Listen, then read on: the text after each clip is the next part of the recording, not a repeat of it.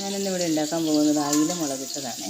ഞാൻ അയില നുറുക്കി വെച്ചിട്ടുണ്ട്. അതിലേക്ക് ഞാൻ ഉള്ളി, ഇഞ്ചി, പച്ചമുളക്, ചുമന്നുള്ളി ഒരു 6-7 ചുമന്നുള്ളിയുണ്ട്, ഒരു കഷ്ണം ഇഞ്ചി, ഈ 3-4 പച്ചമുളകും കൂടി അരിഞ്ഞ് വെച്ചിട്ടുണ്ട്. അത് വെളിച്ചെണ്ണ ചൂടായപ്പോൾ അതിലേക്ക് ഇട്ട് കുറച്ച് ഉപ്പും കൂടി ഇട്ടൊന്ന് വഴറ്റിയെടുക്കുന്നുണ്ട്.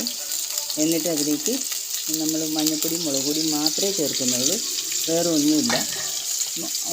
വറക്കാനായിട്ട് പുരട്ടി വെച്ചേക്കുന്നതിൻ്റെ കൂടെ ഇതിനകത്ത് ഞാൻ കുരുമുളക് പൊടിയും കൂടി ചേർത്തിട്ടുണ്ട് കേട്ടോ. മഞ്ഞൾപ്പൊടി, മുളക് പൊടി, ഉപ്പ്, കുരുമുളക് പൊടി അത്രയും ചേർത്തിട്ടാണ് അത് വറക്കുന്നത്. ഇതിലേക്ക് ശകലം ഉപ്പും കൂടി ഇട്ടിട്ട് അതൊന്ന് നന്നായിട്ട് വഴറ്റിയെടുക്കും.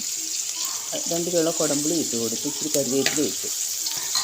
ഇനി ഇതിനകത്ത് ഞാൻ ചേർക്കാൻ പോകുന്നത് വെറുതെ എരിവിനാവശ്യമായ മുളകും മഞ്ഞൾപ്പൊടിയും മാത്രമേ ചേർക്കുന്നുള്ളൂ കേട്ടോ, വേറെ ഒന്നുമില്ല. ലാസ്റ്റ് ശകലം വെളിച്ചെണ്ണ ഒഴിച്ചു, അത്രയേ ഉള്ളൂ. അല്ലാണ്ട് ഇതിനകത്ത് വേറെ ഒരു മസാലയും ചേർക്കുന്നില്ല. അപ്പോൾ നമുക്ക് ഇതൊന്ന് വഴന്ന് വരട്ടെ. എന്നിട്ട് നമുക്ക് ഉപ്പ് പാകാണോയെന്ന് നോക്കണം. ഉപ്പ് ഞാൻ ഇട്ടിട്ടുണ്ടെങ്കിലും ഉപ്പ് ലാസ്റ്റ് ഒന്ന് പാകാണോയെന്ന് നോക്കണം. ഒരു 1/4 ടീസ്പൂൺ മഞ്ഞൾപ്പൊടി ഇട്ട് കൊടുത്തിട്ടുണ്ട്. ഒരു 2 സ്പൂണ് മുളക് പൊടി നമുക്ക് എരിവിന് ആവശ്യത്തിന് 2-3 ആക്കാം കേട്ടോ. മീനിൻ്റെ കഷ്ണത്തിൻ്റെ അളവും കൂടി നോക്കിയിട്ട് വേണേ. ഇതിപ്പോൾ ഇവിടെ മീൻ അത്രയും കുറവാണ്, തന്നെയല്ല ഇവിടെ എരിവ് കുറച്ച് മതി. കാരണം 2 കാശ്മീരി മുളക് പൊടിയാണ് ഞാൻ ചേർത്തേക്കുന്നത്. കുറച്ച് വെള്ളം ചേർത്ത് കൊടുക്കുന്നുണ്ട്, കുറച്ച് കൂടുതൽ വെള്ളം ചേർത്ത് കൊടുക്കുന്നുണ്ട്. കാരണം അതൊന്ന് തിളച്ച് നന്നായിട്ടൊന്ന് കുറുകി വരാൻ വേണ്ടിയിട്ടാണ്.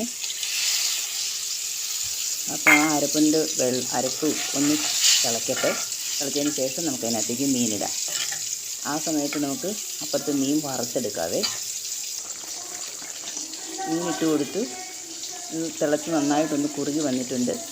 അതിലേക്കൊരു ശകലം കറിവേപ്പില ഇട്ട് കൊടുത്തിട്ട് നമുക്കൊരു ശകലം പച്ചവെളിച്ചെണ്ണയും കൂടി ഒഴിച്ച് കൊടുക്കാം. മീൻ വറുത്തിട്ടുണ്ട്, നല്ലോണം മൊരിച്ച് വറുത്തെടുത്തിട്ടുണ്ട്. മീൻ കറിയും റെഡി ആയിട്ടുണ്ട്. ഇത്രയേ ഉള്ളൂ.